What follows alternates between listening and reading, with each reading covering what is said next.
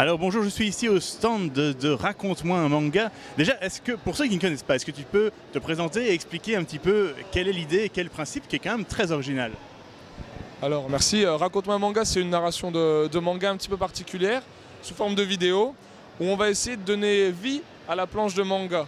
Alors en fait c'est comme si chaque case s'animait avec des acteurs, en tout cas des personnes, parce qu'on n'est pas des acteurs, des décors, des bulles, des onomatopées, le tout avec un système qui va faire en sorte que la page va bouger et simuler, on va dire, l'œil quand tu es en train de lire une BD. Voilà. Et le but étant de donner aux gens l'envie de découvrir une série, ou alors soit de découvrir carrément, soit de redécouvrir une série qu'ils connaissent déjà. Et comment vous répartissez les tâches d'un point de vue acteur, réalisation, effets spéciaux? Parce que c'est qu'il y a quand même beaucoup d'effets spéciaux. Ouais, on va laisser un petit peu la parole à Mick, parce que lui il s'occupe des... il va nous expliquer.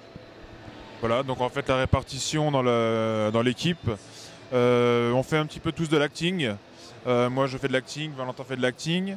Je m'occupe aussi de tout ce qui est préparation dans Raconte-moi un manga, donc création de costumes, d'accessoires ou alors les trouver divers endroits dans nos familles, les associations. On essaye de rassembler tout ça au mieux.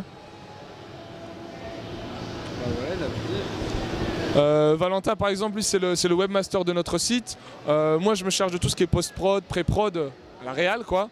On a une personne qui est spécialisée sur les décors, on a une personne qui va principalement s'occuper du son, on a des personnes qui vont plutôt s'occuper de la communication. Voilà, on essaie de se répartir les tâches pour faire le maximum possible sur ce projet-là. Vous devez avoir cumulé un paquet de costumes, de cosplay depuis le temps.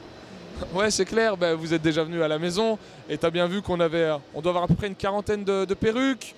On a, je sais pas moi, des centaines de vêtements. Alors c'est surtout de la récup. Et puis tu vois, on bricole de temps en temps des petites cochonneries comme ça quand on a besoin pour un épisode spécifique, notamment le dernier sur Naruto. Voilà. Justement, vous avez l'air de préparer un gros épisode sur Naruto. Où ça en est? Parce qu'il y a tous les personnages à peu près. Ouais. Tu peux nous parler un petit peu de l'épisode sur Naruto? Alors je sais pas combien il y a de personnages exactement, mais c'est vrai qu'il y en a beaucoup. On a d'ailleurs sorti 25 affiches, donc ouais, il y a à peu près 25 personnages de Naruto dans l'épisode. Moi personnellement j'ai joué Sasuke dans Naruto, Mickaël a fait le personnage de Naruto. Donc voilà, on l'a diffusé avant-hier, jeudi, donc en avant-première ici. Il est déjà en ligne sur notre site internet, sur r-mem.fr. Il faut venir sur la page Facebook aussi, il y a plein d'infos sur cet épisode. On espère qu'il va plaire, on verra. Est-ce que vous avez des demandes pour faire des yaoi en animé?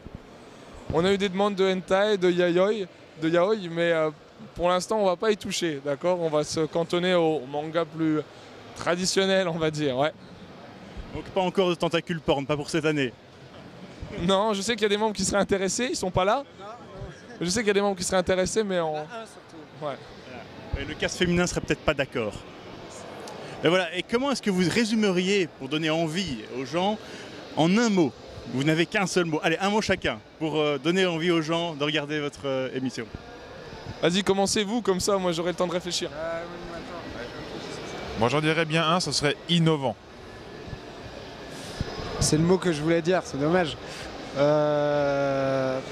Tiens, vas-y, moi je cherche un mot classe, atypique. J'aime bien ce mot-là. J'aime bien aussi l'atypicité. Atypique,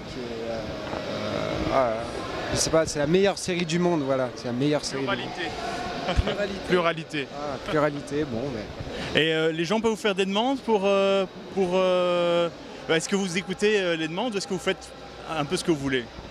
Alors bien sûr qu'on écoute, bien sûr qu'on est à l'écoute de ce que les gens nous demandent, mais pour qu'on puisse faire un épisode, il faut vraiment qu'il y ait le coup de cœur. Voilà, on ne va pas se lancer dans un manga qu'on ne maîtrise pas ou pour lequel on n'a pas eu, on va dire, le coup de cœur. Donc même si on nous demande, ça peut nous influencer, on va dire, mais c'est vrai qu'on préfère rester maître des décisions, quitte à, je dis pas décevoir, mais le but étant aussi de faire découvrir il y a des mangas, on ne peut pas nous les demander parce que les gens ne les connaissent pas forcément beaucoup. Voilà. Donc le but, oui, au final, c'est surtout de faire découvrir des choses, pas des mangas pas toujours connus. Enfin, il y a des connus, il y a aussi des pas trop connus. Peut-être Hikaru no Go un jour. Hikaru no Go, c'est un de mes coups de cœur. Ça fait déjà pas mal de temps qu'on en parle avec celle qui réalise les décors. Et c'est vrai que ça me plairait beaucoup, un de ces quatre, de faire Hikaru no Go. Ok. Ah ben merci beaucoup, c'était un plaisir et à bientôt. Merci.